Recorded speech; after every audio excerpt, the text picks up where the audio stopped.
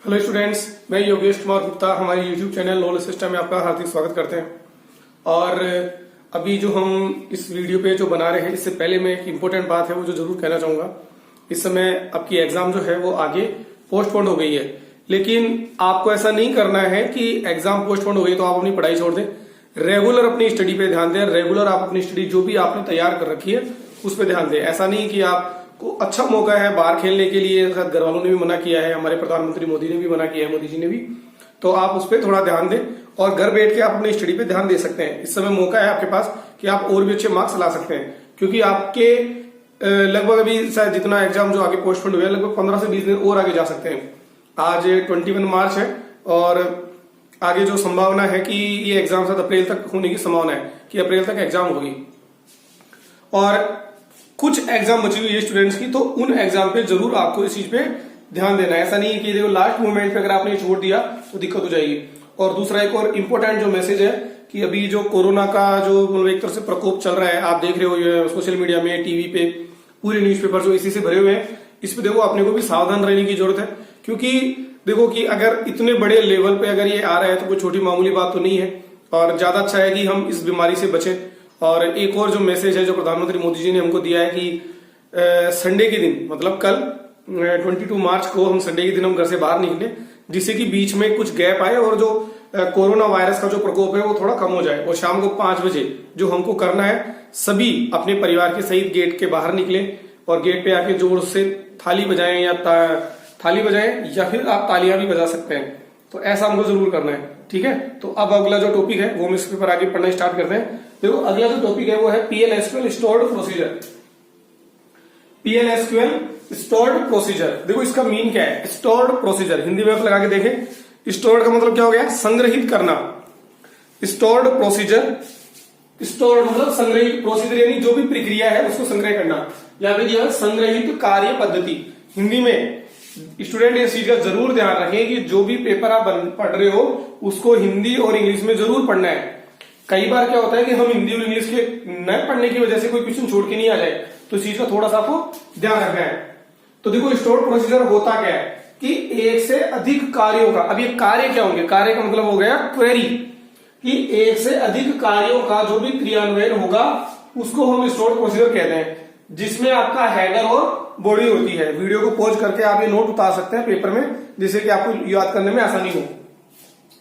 तो एक से अधिक कार्यों क्वेरी का क्रियान्वयन होना और हेडी और बॉडी, इसके अंदर दो पार्ट होते हैं। इसमें जो दिया हुआ है कि प्रोसीजर में होता क्या क्या है उसके बारे में पढ़ रहे हैं कि देखो एक तो हेडर भाग होगा और एक होता है आपका बॉडी भाग। तो हेडर में दो भाग होता है, एक तो प्रोसीजर का नाम आएगा और पैरामीटर या वेरिएबल, दोनों का ही एक ही अर्थ है, पैरामीटर या फिर वेरिएबल आएगा। जबकि बॉडी में क्या क्या पार्ट होते हैं? डिक्लेरेशन भाग, एग्जीक्यूशन भाग और एक्सेप्शन भाग, जो हम लगातार पढ़ रहे हैं। तो ये जो तीन भाग हैं ये आपको थोड़ा ध्यान रखना है कि ये तीन इंपॉर्टेंट है कि प्रोसीजर का नाम, पैरामीटर, वेरिएबल हेडर में आता है और बॉडी में डिक्लेरेशन, एग्जीक्यूशन और एक्सेप्शन आता है। अब इसमें होगा क्या? देखो क्या है कि जो भी आप स्टोर्ड प्रोसीजर बना रहे हो, स्टोर्ड प्रोसीजर का मतलब आप समझे कि आप ग्रुप बना रहे हो। जो भी क्वेरीज होती है एसक्यूएल में, हम जो देखते थे कि एक एक करके क्वेरी हम रन किया करते थे, जबकि यहां पर क्या हो रहा है कि हम स्टोर्ड प्रोसीजर की जो भी प्रक्रिया हम बना रहे हैं ना, उसका हम एक ग्रुप कर रहे हैं, मतलब उसका एक ग्रुप बना के हम उसको यूज में ले रहे हैं। तो इसमें क्या होगा कि देखो सबसे पहले दिया हुआ है कि पैरामीटर पास करना। देखो पैरामीटर जब हम सी लैंग्वेज में जब भी हम प्रोग्राम बनाते थे तो वहां पर भी ये था कि हमको वहां पे पैरामीटर पास करने होते थे। पैरामीटर का मतलब समझ ले कि आप जैसे वेरिएबल पास करने होते थे, तो यहां पर भी आपको क्या करना होगा कि पैरामीटर जिसके ऊपर हमको वर्किंग करनी है तो वो पैरामीटर पास करना है। अब इसमें तीन तरीके से पैरामीटर पास होते हैं: इन पैरामीटर, आउट पैरामीटर और इन आउट पैरामीटर। ये ध्यान रखें, एक नंबर का क्वेश्चन ये बनता है कि पैरामीटर पास करने के तरीके कौन से हैं या पैरामीटर पास करने के प्रकार बताइए। तो आप बता सकते हैं इन पैरामीटर, आउट पैरामीटर और इन आउट पैरामीटर। ये तीन प्रकार हैं जो आपको याद रखने। एक नंबर का क्वेश्चन ये बनता है। एक नंबर का क्वेश्चन क्या बनता है? स्टोर्ड प्रोसीजर के कितने भाग होते हैं, जैसे हेडर भाग और बॉडी भाग। हेडर भाग में कौन कौन से होते हैं? प्रोसीजर और पैरामीटर, वेरिएबल। पैरामीटर और वेरिएबल दोनों में से कोई भी आप लिख सकते हो। फिर दिया हुआ है डिक्लेरेशन, एग्जीक्यूशन और एक्सेप्शन, ये आपके बॉडी के भाग होते हैं। अब इसका जो सिंटैक्स है वो समझने की बात है कि क्रिएट और रिप्लेस, इन दोनों में से एक वर्ड आपको लिखना होता है, दोनों वर्ड नहीं। या तो आपको लिखना होगा क्रिएट या फिर रिप्लेस। कैपिटल लेटर में इसलिए लिखा गया है कि आपको पता लगे कि ये एक रिजर्व कीवर्ड है। ठीक है, रिजर्व कीवर्ड डेफिनेशन आपको याद होनी चाहिए कि ऐसे शब्द जिनका मान प्रोग्रामर द्वारा पहले से फिक्स कर दिया गया है और जिसमें कि परिवर्तन नहीं होता है प्रोग्रामर द्वारा, और ऐसे सुरक्षित शब्दों को हम पैरामीटर कहते हैं। ठीक है, सॉरी, रिजर्व कीवर्ड कहते हैं। तो क्रिएट और रिप्लेस हो गया। और प्रोसीजर, प्रोसीजर के बारे में आप लिख सकते हैं, स्पेलिंग कैपिटल लेटर लिखा हुआ क्योंकि रिजर्व कीवर्ड है।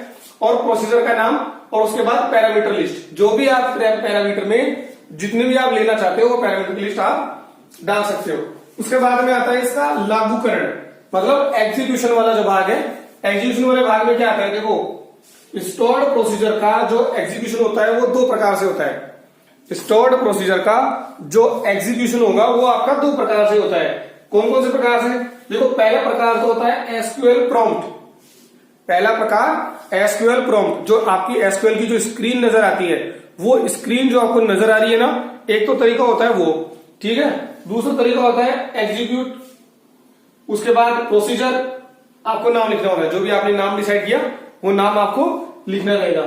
कि एसक्यूएल प्रॉम्प्ट, प्रॉम्प्ट आपकी क्या होती है, जो विंडो आपको जिसपे आपको जो नजर आता है ना, जिसपे आप क्वेरी रन किया करते थे एसक्यूएल में, उस विंडो को प्रॉम्प्ट कहा जाता है।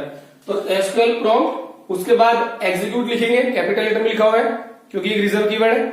उसके बाद में प्रोसीजर, जो भी प्रोसीजर का आपको नाम रखना है, XYZ जो भी आप नाम रखना चाहे वो रख सकते हैं। उसके बाद में कि पहला तो लागूकरण होता है, लागूकरण एग्जीक्यूशन प्रॉम्प्ट के नाम से, दूसरा होता है प्रोसीजर के नाम से।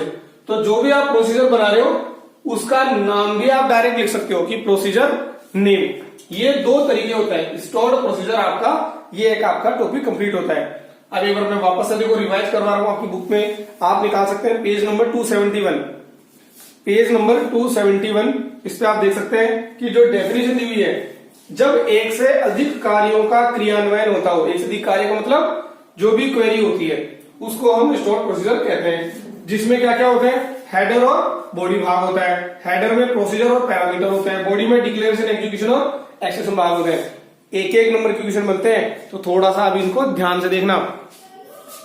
पैरामीटर पास करने का तरीका दिया हुआ है, तो आपके पेज नंबर 271 के नीचे दिया हुआ है इन पैरामीटर, आउट पैरामीटर और इन आउट पैरामीटर, मतलब इनपुट लेना, आउटपुट देना और इनपुट आउटपुट दोनों लेना। तो दोनों तरीके से, क्योंकि तुम्हें एक चीज समझनी है, जब भी हम कोई भी कैलकुलेशन करते हैं तो हमको इनपुट के रूप में कुछ वैल्यू डालनी होती है और आउटपुट के रूप में उसका आउटपुट आपको नजर आता है। तो दोनों को, इन और आउट, इस तरह से दोनों को लिखा गया। तो तीन इसके पैरामीटर पास करने के तरीके हैं। उसके बाद में देखो इसका सिंटैक्स जो दिया हुआ है कि डिक्लेरेशन सेक्शन, फिर बिगिन सेक्शन, तो बिगिन के अंदर आपका एग्जीक्यूशन हो जाता है और एक्सेप्शन आ जाता है। उसके बाद में आता है ईच। देखो ईच और बिगिन से प्रारंभ करना, ये हम पहले भी देख चुके हैं कि बिगिन कीवर्ड से आपका जो भी प्रोसीजर है PL/SQL में वो आपका स्टार्ट होता है। तो ये आपको थोड़ा सा ध्यान रखना है।